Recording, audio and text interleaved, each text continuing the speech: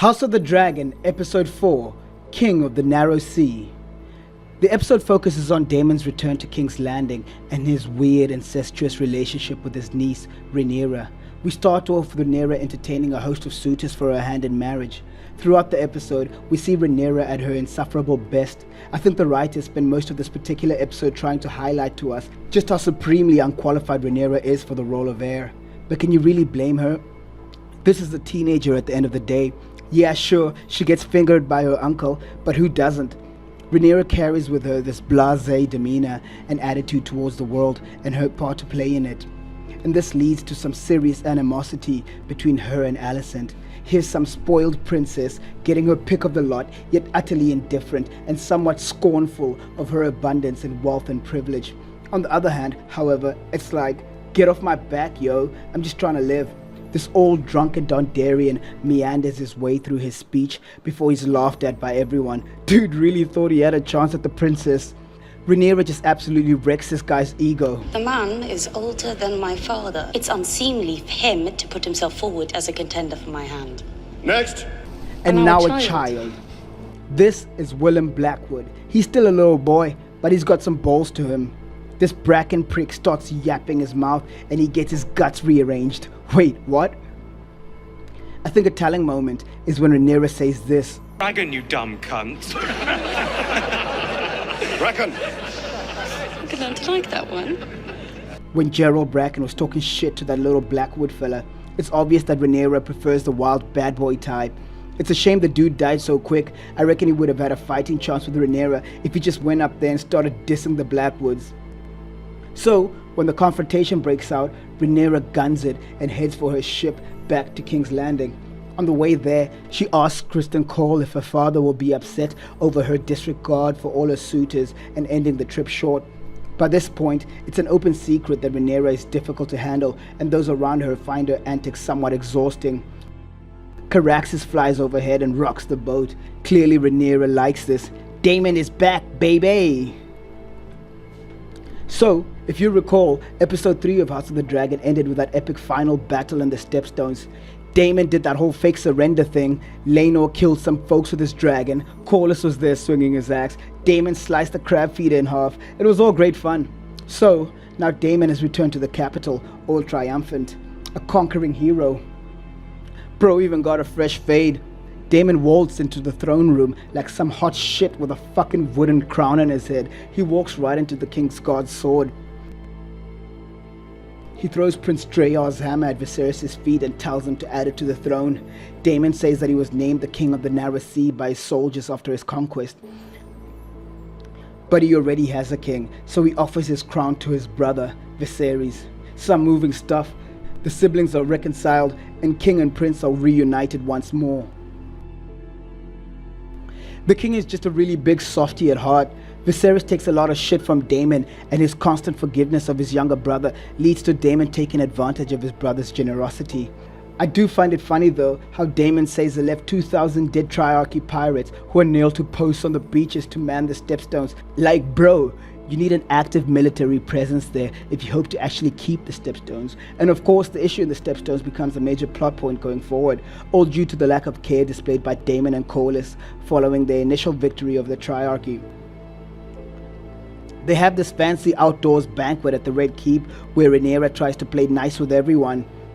Viserys isn't having any of her nonsense. The king and his brother joke together, telling old stories of their childhoods and their mom. Fucking hilarious how Viserys dismisses Alicent and her suggestion. Daemon, do you want to see the gallery? Fuck no. LOL. Rhaenyra is like, I'd like to see the gallery, father. Well, fucking go see it, you twat. Alicent sits down with Rhaenyra and the two childhood besties do some catching up. Alicent reveals to Rhaenyra that the king is pissed with her dismissive attitude as they had put in a lot of effort to finding Rhaenyra a husband. She emphasizes to Rhaenyra that most girls in the realm don't even have a choice between two suitors, and here's Rhaenyra given a plethora of choices, her pick of the litter, yet still so utterly ungrateful about it all. They only want my name and my Valyrian blood for their offspring. Yeah, no shit, you dumb girl. You're a freaking dragon rider. Of course people want to be a part of that bloodline. Rhaenyra says she doesn't want to be all locked up in a palace, forced to squeeze out heirs, but of course, that's Alicent's lot in life, so perhaps a touch insensitive there, Rhaenyra. Anyway, Daemon and Rhaenyra have a heart-to-heart of sorts. We get an insight into Rhaenyra's whole philosophy and outlook on marriage life in turn. She tells her uncle of her fear of being sold for a castle. Daemon responds that there are worse things to be sold for. He warns Rhaenyra of the prospect of her not living life and enjoying herself out of fear. Daemon is the first to instill the notion in Rhaenyra's head that she doesn't have to tame herself for marriage. It is merely a political arrangement. She is welcome to have all the fun she wishes, but she must fulfill a duty. Rhaenyra asks Daemon why he has returned, and he claims that he misses the comforts of home. She doesn't buy it, and neither do we. He's clearly up to something. We get another mention of the bronze bitch, and Daemon's distaste for his wife is funny stuff. Like, bro, just try to make it work at least. He makes no such effort. At the small council, it's revealed that Corlys is still salty over the fact that the middle-aged king refused to sleep with his 12-year-old daughter. Yes, Corlys is mad alright. He's a proud man and his pride has been injured. Corlys is so pissed, in fact, that he has reached out to the Sea Lord of Bravos to look for an engagement for his daughter, Laena. This is an obvious rebuke of the crown and the king personally.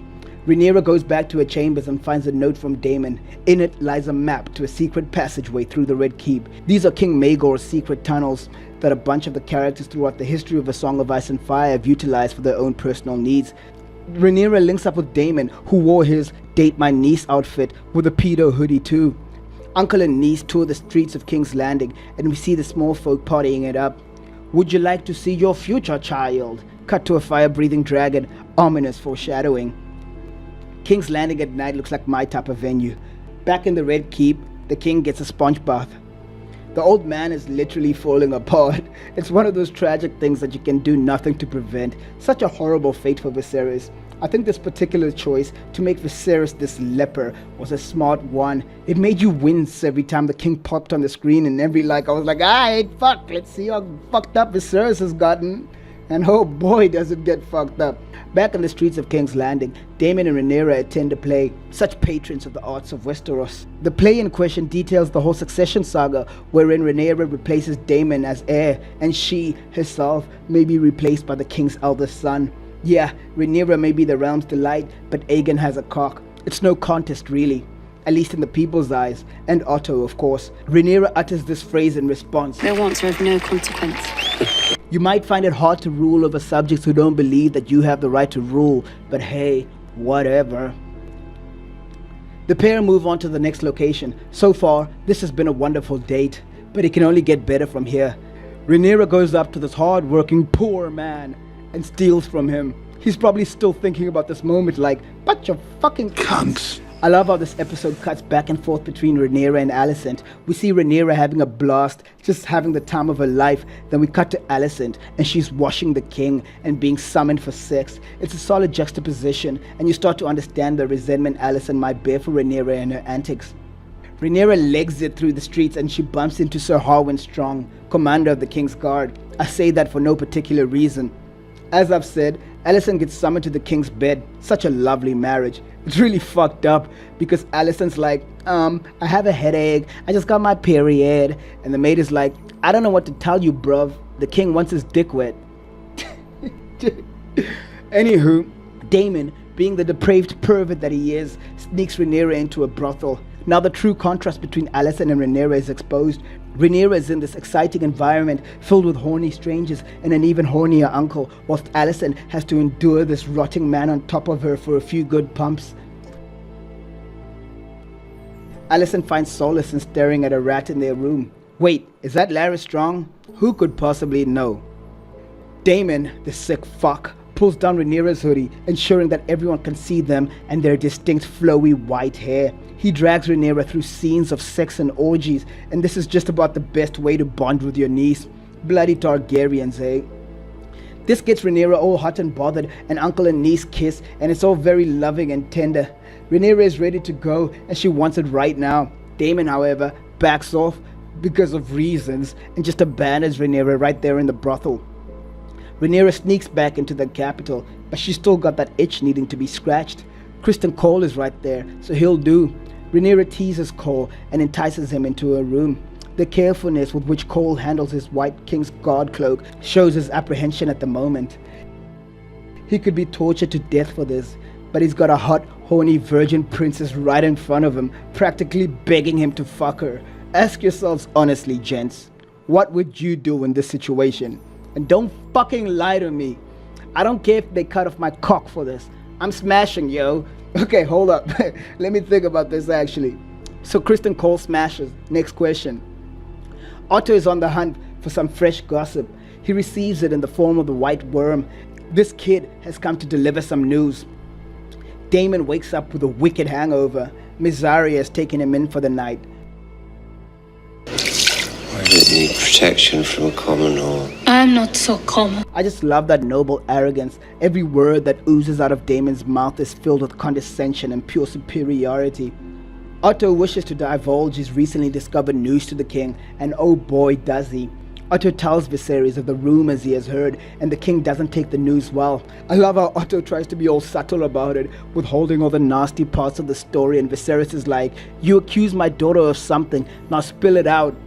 Otto says that Daemon and Rhaenyra were seen coupling in the brothel, and Alicent lurked behind the curtain, overhearing everything. Viserys' initial reaction to the news is to demand Otto name his source. The king denies the allegations and demands to have this rumor monger brought to him so that he can take his eyes. Jesus Christ, Viserys! The king finally calls out Otto for his reckless ambition. He sees through Otto's ploy as the hand of the king is a bit too eager to go about snooping, looking for any gossip to whisper to the king. I love this line that the king says, awaiting your best chance to destroy her reputation. which is obviously true, and Otto may have overplayed his hand here. Meanwhile, Alicent heard everything, and naturally, she's miffed about this whole thing too. So Kristen tiptoes his way into Rhaenyra's room. She's immediately like, quick, let me suck your dick before breakfast. He's like, I just came to tell you that the queen sent for you, dude. Like, fucking relax. So Alicent and Rhaenyra rendezvous in the Godswood. Alicent demands to know what happened last night. Rhaenyra's all like, I don't even know what you're talking about, chief. She plays dumb, but Alicent isn't having it. Alicent questions Rhaenyra about her uncle, Daemon. Rhaenyra seems relieved, probably thinking that Alicent knew about her entanglement with Kristen. Rhaenyra's version of events is that Daemon took her into the city for some fun, that she left the castle after dark and she got drunk off wine. What's the big deal? Alicent's like, did you fuck your uncle in a brothel? And we get this Rhaenyra face. This is a vile accusation. Alicent retorts by saying that Targaryens do have a weird custom of uncle fucking, which, knowing Alicent's future and her children's inbreeding, it's all just icky. Rhaenyra then turns on the waterworks. She proclaims her innocence and swears up and down that she will never do such a heinous deed, which is kind of the truth, but the only reason that Rhaenyra didn't fuck Daemon in that whorehouse is that Daemon abandoned her. She totally would have sucked him off right then and there if he so wished. Rhaenyra then goes on this moral outrage rant. She's a princess, and to question her virtue is treason, yada yada. All in all, Rhaenyra plays this off well, defending herself to Alicent, and you can sense that the connection between these two is slowly being frayed. Daemon being dragged into the Red Keep, all hungover, will always be funny to me. Viserys begins the interrogation of his brother. Daemon doesn't start us off well. I need to understand the charge before I can attempt to discredit it. Viserys has the only appropriate response. Daemon doesn't deny the allegations, hoping to get a rise out of his brother. Daemon states that he and Viserys fucked their way through the streets at Rhaenyra's age, highlighting once more the disparity between men and women in the world of Westeros. Such behavior is expected and almost encouraged amongst teenage boys, but young girls must maintain their virtue. Daemon's whole plan becomes apparent here. He planned to defile Rhaenyra and ruin her reputation so that he can marry her as his second wife. Viserys isn't having it. Absolutely hilarious how Viserys keeps scolding Daemon for his antics, and the two of them always end up in the same spot. Daemon is once more banished from the capital. Alicent is leaning towards believing Rhaenyra, saying it is not in Rhaenyra's nature to be deceitful. Alicent rightfully observes that Daemon seeks to undermine Viserys by claiming to have done all manner of sordid deeds with Rhaenyra.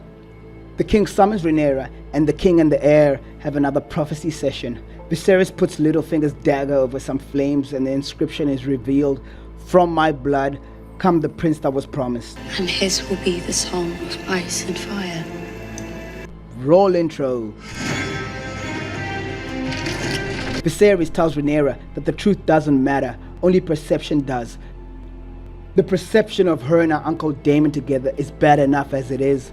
The whole double standard for male and female behavior is explored once more, and the king tells her daughter that this is just a world that they live in. Viserys puts his foot down for once. He instructs Rhaenyra to wed Sir Laenor of Velaryon, hopefully putting that whole Corlys debacle to rest.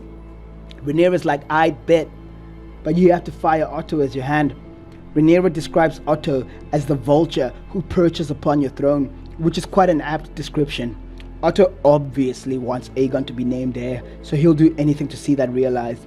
And eventually, Otto will literally usurp the throne from Rhaenyra once Viserys is dead, so ultimately, yeah, she's right. This leads to Viserys and Otto having their final confrontation for a decade. Viserys questions Otto's loyalty to the king and calls Otto out for pimping his own daughter to the king, just so that he could have his own blood sit on the Iron Throne. Otto truly played the long game. It worked out for him, though it came at a cost. The episode ends with the king sending the Westerosi abortion soup to his daughter. He's basically saying, just fucking drink it and don't embarrass me further. And that's it. That's season 1, episode 4 of House of the Dragon. If you don't already know, I did a video a couple months back on the many flaws of House of the Dragon, having recently viewed season 2. I had a few concerns and complaints, so I just ranted for about half an hour. Following that, I wanted to focus more on the positives of House of the Dragon, so I covered season 1, episodes 1, 2, and 3. Now we've done episode 4, and episode 5 is next. I truly love the show, and I cannot wait for season 3 to drop. It's a damn shame that the next season won't come up until 2026, is it? Like, fuck. Anyway, this channel is going to keep on chugging along. We'll be doing a bunch of reactions, movie reviews, video essays, and so on. So subscribe for more and leave your thoughts in the comment section. Until next time, peace out.